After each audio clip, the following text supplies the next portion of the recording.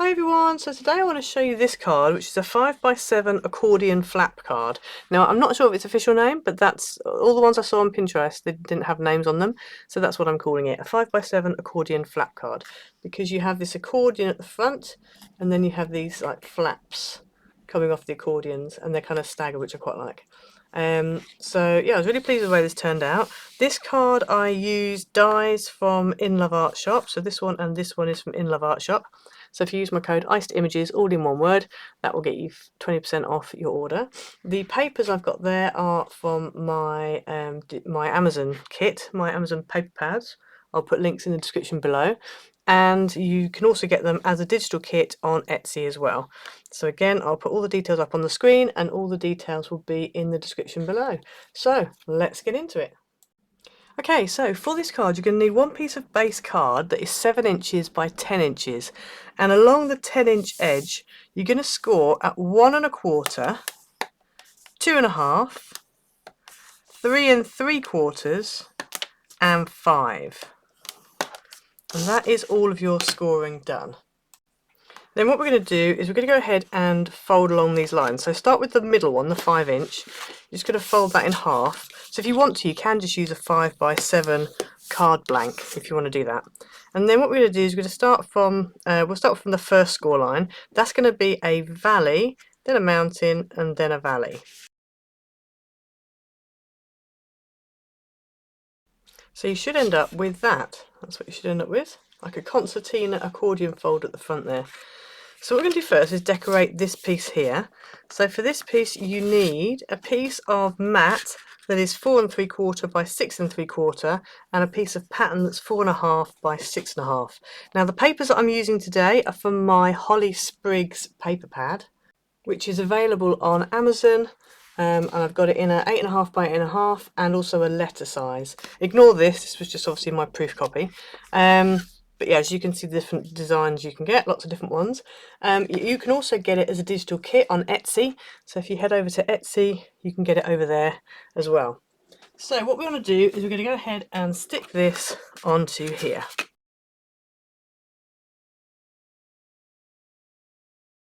So once you've stuck that down, you're then going to go ahead and decorate these pieces. Now I'm only decorating the forward facing ones. I'm only going to decorate these two here. If you want to decorate ones behind, you can. I don't think you really need it, and also you have to be careful because you're going to end up with a lot of bulk if you're not careful. So for these I've done 2 pieces of mat that are 1 inch by 6 3/4 and 2 pieces of pattern that are 3/4 of an inch by 6 1/2. So I'm going to go ahead and stick those on there. So that's what you should end up with. As I said, if you want to decorate those you can. I quite like them not being decorated. I sort of feel like they kind of make these other pieces stand out. So yeah. Then what you want are 2 pieces. Now you can change up the size of these. So I've done mine because I had this die cut. This die cut's from In Love Art Shop. So if you use my code ICEDImages, you'll get 20% off your order. And also if you click on the link, I'll try and put it up in this corner here, the little info card for you. If you click on that link, that'll take you through to the product itself, and it just lets In Love Art Shop know that you've come from this channel, which helps the channel out. So I've done 2 pieces here. Now, as I said, the one that I saw, these were thinner, and there weren't any measurements that I could see, but I think this bottom one was probably about 1 1/4 wide, and then it was about 5 inches long. And then the one behind it, which would be this one, was probably, I don't know, it must have been maybe twice that. Might have been 1, 2 1/2, maybe 3. I don't really know, I'm not really sure. There wasn't measurements. So I've just done mine according, because I knew I wanted to cut this die cut out. So I've cut this out using the base card, and then what I've done is I've just stuck a bit of white behind it, and then I've done it by hand and just sort of fussy cut around the edge to give a kind of like a shadow look and to make it pop out. So my panel, I can't really tell you exactly, well I can tell you what my panel was. My panel was approximately the finishing one is about 2 1/4 inch high of the red. But I think the panel that I cut it out of was 2 1/2 because I wanted to make sure I had enough to get all these pieces here. So you can either go with 1 1/4 by 5, which is I think what I originally saw, or just, you know, make it whatever fits whatever you're doing. This one here I've done as 3 1/4 by 5. And so then my mat on this would be 3 inches by 4 3/4, and my pattern would be 2 3/4 by 4 1/2. So that's what I've done for that one. And then with this one, obviously, if you're doing a smaller, just go in by 1/4 for each. You know, whatever size you go for your base, your mat needs to be 1/4 of an inch smaller, and then your pattern needs to be 1/4 inch again. So that's how I've done it. So what we're going to do is this is going to stick on the back here, and I'm going to make sure that it butts up against that crease there, and it lines up along with the bottom section there. So that is going to stick on that pillar there, and then it's going to stick out. This one is going to go in front like that. So you have these like flaps. So I'm going to start with the back one first. And what I'm going to do is I'm just going to turn this over like this, so then I can kind of see how far out I need to come. You can use red tape or wet glue for this. I'm going to go with wet glue just so I've got a bit of wiggle room time, but either is fine. And then I'm just going to go ahead and add my glue. And then we can go ahead and stick it down. So let's turn this round, bring it right into that crease, line it up along the bottom like that, and stick it into position. Obviously, because I'm using wet glue, I've got to wait a second for it to dry. Okay, so that's stuck in there. And what I'm going to do before I put the front one on, I'm just going to flip this over, and I decided that I'm going to put my little white panel here. So I've cut out a white piece that is 3 inches by 3 1/2, and I'm going to stick that straight on. If you've got a mat that isn't white, then you can go ahead and put your mat on that's 3 and 3 1/2, and then make your white piece 2 3/4 by 3 1/4. So you can do that. Because my mat is already white, I just thought, let me just put the white piece straight on. So we're going to go ahead and stick that on there. So that is where I will write my message.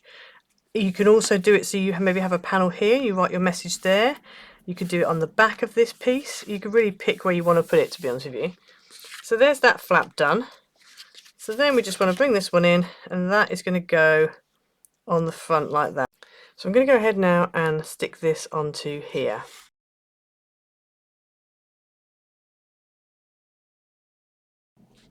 Then I've got this, this is a die cut from a previous year. This is also from In Love Art Shop, so obviously don't forget the code, iced images. And yeah, so you actually get the shadow, so I haven't had to cut this out myself, so you get the shadow die, and then you also get the, you know, you get the actual Merry Christmas.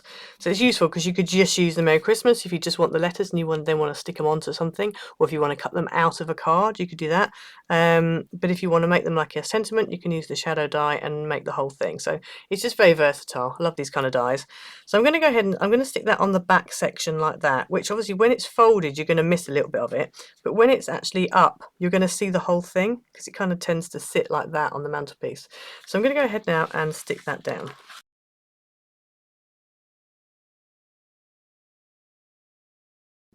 And there we go, that's the finished card. And then what I just think I'm going to do is I'm just going to add a few little gems on the front here. I feel like the front needs a little bit extra. And so I'm going to put some, I know this isn't true to how a poinsettia is, but I'm going to put some little green gems just in the middle there, just so you reflect the green in the rest of the card. And so there we go. So I just put literally just one just in the middle there. You can't really see it, but it does catch the light in real life. So yeah, so there you go. As I said, you could put your greeting on the back if you want to, but I quite like it being there, so sort of inside.